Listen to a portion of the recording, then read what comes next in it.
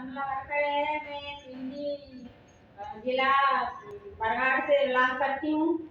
मैं मेरे बेटा को दी थी घड़ी में परेशान थे 12-13 साल से। 5 साल का था जब से उसको खांसी की प्रॉब्लम थी, तो उन्हें ये हेल्थम प्रो स्टेट का टेबलेट दिया तो उसको आराम है। अभी बहुत परेशान था वो। मैंने बहुत इलाज कराया, जबलपुर ले गई और यहाँ सीवनी में भी कराया, जबलपुर और नागपुर में भी कराया, तो कहीं आराम नहीं लगा।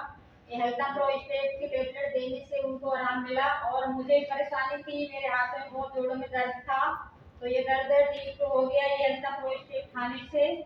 और मेरे सास को भी दिया, सास को भी बहुत प्रॉब्लम थी घुटने में, वो घुटने का दर्द ठीक हुआ और उसकी घुटने की दर्द बहुत फूलन हो गई थी। ठीक है।